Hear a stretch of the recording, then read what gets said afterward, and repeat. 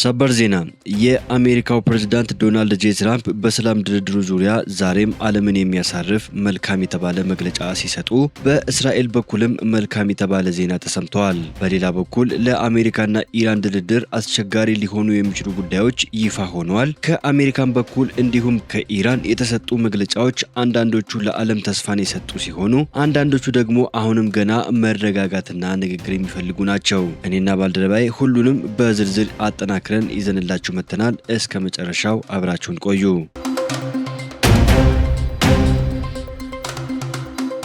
የኢራን አማካሪ የትራምፕ የተኩስ አቁም ስምምነት ምንም ማለት አይደለም አሉ። የኢራን ፓርላማ አፈጉባኤ አማካሪ የአሜሪካው ፕሬዝዳንት ዶናልድ ትራምፕ የተኩስ አቁም ማራዘሚያ ምንም ማለት እንዳልሆነና ለድንገተኛ ጥቃት ጊዜ ለመግዛት የሚያስችል ብልሃት ነው ሲሉም ተናገሩ። ሞህዲ ሙሐመድ በኤክስ ገጻቸው ላይ በፋርስ ቋንቋ ባጋሩት ጽሑፍ የትራምፕ ከበባ መቀጠል ከቦምብ ድብደባ የተለየ አይደለም በማለት ወታደራዊ ምላሽ መሰጠት አለበትም ብለዋል። አክለውም ኢራን እርምጃ የምትወስድበት ጊዜ ደርሷል ሲሉም ሐሳባቸውን አጠናክረዋል። ኢራን 20 በመቶ የዓለም ነዳጅ የሚተላለፍበትን ቁልፍ የባህር መስመር ዘግታ ለሳምንታት ከቆየች በኋላ የአሜሪካ የባህር ኃይል ወደ ቴህራን ወደቦች የሚገቡና የሚወጡ መርከቦች ላይም እግድ ጥሏል። እሁድ ዕለት ጦሩ የኢራን ባንዲራን የምታውለበልብ የጭነት መርከብም በቁጥጥር ስር አውሏል። ኢራን ብሔራዊ ጥቅሟን ለማስከበር አስፈላጊውን እርምጃ እንደምትወስድ ገለጸች። በኢራንና በአሜሪካ መካከል የሚካሄደው ድርድር እየተጠበቀ ባለበት በአሁኑ ጊዜ ኢራን ብሔራዊ ጥቅሟን እንደምታስከብር አሳወቀች። የኢራን የውጭ ጉዳይ ሚኒስቴር ቃል አቀባይ ኢስማኤል ባጋይ በቴሌግራም ገጻቸው ላይ ባሰፈሩት መልእክት ሀገራቸው ብሔራዊ ጥቅሞቿንና ደህንነቷን ለመጠበቅ አስፈላጊና ተገቢውን እርምጃም ትወስዳለች ብለዋል። ቃል አቀባዩ ጨምረውም ከአሜሪካ ጋር የሚደረገው ድርድርን እያሸማገለች ባለችው ፓኪስታን በኩል እየቀረበ ያለውን የተኩስ አቁም ጥያቄም በተመለከተ ሀገራቸው በፖለቲካው መስክ ያለውን ሁኔታ በቅርበት እየተከታተለች መሆኗን መግለጻቸውን የኢራን የዜና ወኪል ኢርና ዘግቧል። ለ2 ሳምንት የቆየው የተኩስ አቁም ሲጠናቀቅ ፕሬዝዳንት ዶናልድ ትራምፕ በኢራን ያለው መንግስት በከባድ ሁኔታ መፍረክረኩን በመጥቀስ ከፓኪስታን በኩል የቀረበላቸውን ጥያቄ መቀበላቸውንም አሳውቀዋል። ቃል አቀባዩ ባጋይ ከአሜሪካ ጋር ስለሚደረግ ቀጣይ ድርድርም ተጠይቀው ዲፕሎማሲ ብሔራዊ ጥቅምና ደህንነትን የማስጠበቂያ መሳሪያ ነው። ይህንን ለመጠቀም አስፈላጊና አሳማኝ ሁኔታ መኖሩን ስናረጋግጥ እርምጃ እንወስዳለን ብለዋል። የሊባኖስ የተኩስ አቁምን ለማራዘም ንግግር እየተደረገ መሆኑን የሀገሪቱ ፕሬዝዳንት ገለጹ። የሊባኖስ ፕሬዝዳንት ጆሴፍ አውን ሀገራቸው ከእስራኤል ጋር የጀመረችውን የ10 ቀን የተኩስ አቁም ስምምነት የጊዜ ገደብ ለማራዘም ንግግር እየተደረገ መሆኑንም ገለጹ። ሊባኖስና እስራኤል በዛሬው ዕለት በዋሽንግተን ተገናኝተው ለመነጋገርም ቀጠሮ ይዘዋል። በሁለቱ ሀገራት መካከል የ10 ቀን የተኩስ አቁም ስምምነት የተደረገው ባሳለፍነው ሳምንት ነበር። አሁን በኤክስ ገጻቸው ላይ ውይይቶቹ የተዘጋጁት የእስራኤል ጥቃት ሙሉ በሙሉ በሚቆምበት እስራኤል ከሊባኖስ ግዛቶች ለቃ በምትወጣበት እስረኞችን በመመለስ በዓለም አቀፍ ድንበሮች አካባቢ ወታደሮች በማሰማራትና በጦርነቱ የወደሙትን መልሶ በመገንባት ላይ ነው። አሁን የሊባኖስ አቋምን ሲናገሩ የምንደራደርበት ግልጽ ነው። ከሊባኖስ ሉዓላዊነትና ጥቅም በስተቀር ምንም አይነት ስምምነት፣ ድርድርና እጅ መስጠትም አይኖርም ብለዋል። ፕሬዝዳንቱ በዚህ ልጥፋቸው ላይ ከአሜሪካ የተገኘው ድጋፍ ለሊባኖስ ማባከን የሌለብን እድልን ፈጥሮልናል ብለዋል። ትራምፕ ከኢራን ጋር በሚቀጥሉት ጥቂት ቀናት ሁለተኛው ዙር ድርድር ሊደረግ እንደሚችል ተናገሩ። ዶናልድ ትራምፕ ከኢራን ጋር የሚደረገው ሁለተኛው ዙር የሰላም ድርድር አርብ ዕለት ሊጀመር ይችላል ማለታቸውን ኒውዮርክ ፖስት ዘገበ።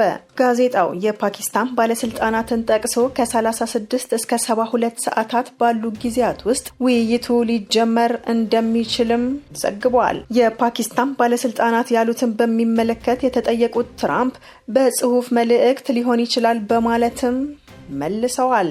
ትራምፕ በትናንትናው ዕለት የሚያበቃውን የሁለቱን ሀገራት የተኩስ አቁም ማክሰኞ ዕለት ሲያራዝሙ የኢራን አገዛዝ ጦርነቱን ለማስቆም የሚያስችል የተቀናጀ ሀሳብ ለማምጣት ተጨማሪ ጊዜ እንደሚያስፈልገውም ተናግረው ነበር። ይህ የፕሬዝዳንቱ መግለጫ በመካከለኛው ምስራቅ ለተከሰተው ውጥረት ዲፕሎማሲያዊ መፍትሄ ለመፈለግ አዲስ በር የሚከፍትና ለቀጠናው ሰላም ትልቅ ተስፋ የሚሰጥ ሆኖ ይጠበቃል። ሁለቱ ሀገራት በኒውክሌር የጦር መሳሪያና በሆርሙዝ ሰርጥ ጉዳዮች ላይ መሰረታዊ ልዩነት ቢኖራቸውም አሁን ላይ የታየው የንግግር ፍላጎት እነዚህን ልዩነቶች በጠረጴዛ ዙሪያ ለመፍታት መልካም አጋጣሚ እንደሚፈጥር ይታመናል። ምንም እንኳን በሆርሙዝ ሰርጥና በኢራን ወደቦች ላይ ያለው እገዳ በሂደቱ ላይ ተጽዕኖ ሊኖረው እንደሚችል ቢያሰጋም ድርድሩ በሚቀጥሉት 3 ቀናት ውስጥ ሊደረግ ይችላል መባሉ ግን ውጥረቱን ወደ ሰላማዊ መንገድ ለመቀየር የተያዘው ጉዞ ውጤታማ እንደሆነ መምጣቱን ያሳያል ነው የተባለው። በተያያዘ አሜሪካ ለድርድር 2 ጠንካራ ቅድመ ሁኔታዎችን አስቀምጣለች። ለማንኛውም አዲስ የድርድር ምዕራፍ 2 ዋና ቅድመ ሁኔታዎች አቅርባለች። የመጀመሪያው ቴሄራን ያልተገደበ ዓለም አቀፍ የመርከብ ትራንስፖርት እንዲኖር ሆርሙዝ ወሽመጥን ሙሉ በሙሉ መክፈት አለባት የሚል ነው። ሁለተኛው የኢራን ተወካዮች ማንኛውንም ስምምነት እዛው በቦታው ላይ ለማጽደቅ የሚያስችል ሙሉ የውሳኔ ሰጪነት ስልጣን ይዘው መቅረብ ይኖርባቸዋል የሚል ነው። እነዚህ ቅድመ ሁኔታዎች ዋሽንግተን ረጅምና ውጤት አልባ የሆኑ ድርድሮችን ለማስቀረት ያላትን ፍላጎት የሚያሳዩ ሲሆን ኢራን አፋጣኝና አስገዳጅ ቁርጠኝነት እንድታሳይ ጫና የሚያሳድሩ ናቸው። ሁለቱም ወገኖች አቋማቸውን እያጠናከሩ በመምጣታቸው የዲፕሎማሲው መንገድ ከጊዜ ወደ ጊዜ እየጠበበ መጥቷል። ይህም ፍጥጫው ከመቻቻል ይልቅ ወደ ከፍተኛ የጥቅምና የኃይል ፍልሚያ እንዲያመራ እያደረገው ይገኛል። የአሜሪካው ፕሬዝዳንት ዶናልድ ጄ ትራምፕ ኢራን እስከ መጪው ቅዳሜ ድረስ የተሟላና የተቀናጀ የድርድር መነሻ ሀሳብ እንድታቀርብ የጊዜ ገደብ መስጠታቸው ተገልጿል። ውሳኔው የተላለፈው በሁለቱ ሀገራት መካከል ያለው ድርድርና የተኩስ አቁም ስምምነት ጥረት ከፍተኛ ውጥረት ውስጥ ባለበት ወቅት እንደሆነ ተመላክተዋል።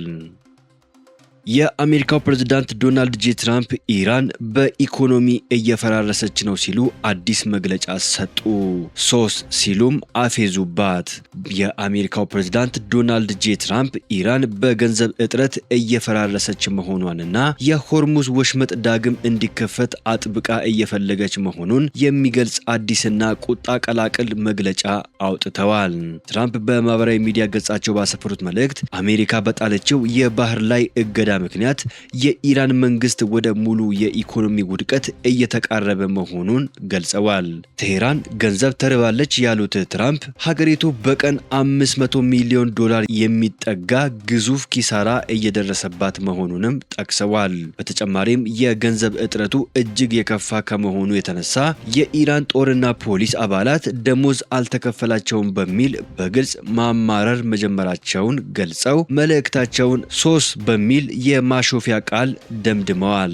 ይህ የትራምፕ ጠንካራ ንግግር አሜሪካ የባህር ላይ እገዳውን ሙሉ በሙሉ ካላነሳች የሰላም ድርድር አንጀምርም፣ ወሽመጡንም አንከፍትም ከሚለው የኢራን መሪዎች መግለጫ ጋር ፍጹም የሚቃረን ነው። ትራምፕ የባህር ላይ እገዳው የኢራንን ኢኮኖሚ በማዳከም ረገድ ትልቅ ስኬት እያመጣ መሆኑን በኩራት እየተናገሩ ባለበትና ኢራንም አቋሟን ባልቀየረችበት ሁኔታ የጂኦፖለቲካ ፍጥጫው ይበልጥ እየተካረረ ሂዷል። ይህም በእስላማባዱ የሰላም ጉባኤ እጣ ፈንታ ላይ ትልቅ ጥላ አጥልቶበታል። የአሜሪካ የሆርሙዝ እገዳ ተጣሰ። የኢራን መርከቦች በ$900 ሚሊዮን ነዳጅ አመለጡ። በሆርሙዝ ወሽመጥ ላይ በአሜሪካ የተጣለውን ጥብቅ እገዳ በመጣስ 34 የኢራን ነዳጅ ጫኝ መርከቦች ማለፋቸው ተዘገበ። መርከቦቹ በድምሩ $900 ሚሊዮን የሚያወጣ ነዳጅ የጫኑ ሲሆን ይህም የፕሬዝዳንት ዶናልድ ጄ ትራምፕ አስተዳደር በኢራን ላይ የጣለው የኢኮኖሚ ጫና ውጤታማነት ላይ ጥያቄ አስነስቷል። የአሜሪካ ጦር ኃይል በአካባቢው የቅርብ ክትትል እያደረገ ባለበት ወቅት እነዚህ መርከቦች እገዳውን አልፈው መውጣታቸው በመካከለኛው ምስራቅ ያለውን የጂኦፖለቲካ ውጥረት ዳግም አባብሶታል። ክስተቱ በዓለም አቀፍ የነዳጅ አቅርቦትና ዋጋ ላይ ተጽዕኖ ሊያሳድር እንደሚችልም ተሰግተዋል። ኢራን የሆርሙዝ ወሽመጥ የሚከፈተው በልዑል መሪው አያቶላ ትዕዛዝ እንጂ በአንዳንድ ደንቆሮዎች ትዊት አይደለም ስትል አስጠነቀቀች። የሆርሙዝ ወሽመጥ ሊከፈት የሚችለው በሀገሪቱ ልዑል መሪ አያቶላ ሙጅታባ ቀጥታ ትዕዛዝ ብቻ እንደሆነና በማንም ሰው የማህበራዊ ሚዲያ መልእክት ወይም ትዊት እንደማይወሰን ኢራን አስታውቃለች። ኢራን ባስተላለፈችው ጠንካራ መልእክት ስለ ወሽመጡ የሚሰጡ ውሳኔዎች ከሀገሪቱ ከፍተኛ አመራር ብቻ የሚመነጭ እንጂ በውጪ ጫና የሚወሰኑ አለመሆናቸውን በግልጽ አሳይታለች። መግለጫው ቀጥተኛና ጠንከር ያለ ቃላትን የተጠቀመ ሲሆን ወሽመጡ የሚከፈተው በመሪያችን ትዕዛዝ እንጂ በአንዳንድ ደንቆሮች ትዊት አይደለም በማለት ሁኔታው ምን ያህል የከረረ ደረጃ ላይ መድረሱን አመላክተዋል። ይህ መግለጫ ሁለቱም ወገኖች ጫጫታ የበዛባቸውን መግለጫዎች በሚለዋወጡበት በዚህ ወቅት በቀጠና ያለውን ከፍተኛ የጂኦፖለቲካ ውጥረት ዳግም የሚያንጸባርቅ ሆኗል።